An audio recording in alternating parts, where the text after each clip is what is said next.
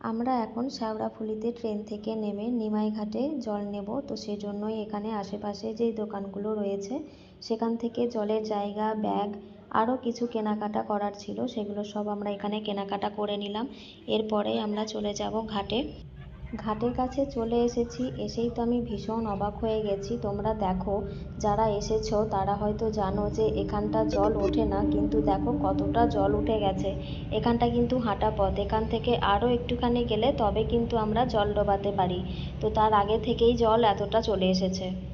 বারে বারে কিন্তু বলে দেওয়া হচ্ছে যাতে কেউ দূরে বেশি না যায়, কিন্তু একটুখানি দূরে না গেলে জল ডোবানো যাবে না। ওই যে সামনের যেই দাদাগুলোকে দেখতে পাচ্ছ, তারা কিন্তু ওখানটায় আছে যাতে কেউ বেশি দূরে যেতে না পারে। আমাদের তো একসঙ্গে স্নান করা হবে না, সেজন্য একে একে আমি প্রথমে স্নান করে জল নিয়ে নিচ্ছি, তারপর বড়মশাই স্নান করে ও জল নিয়ে নেবে। তারপরেই আমরা রওনা দিয়ে দেব। তো চলো, আবার পরে দেখা হচ্ছে।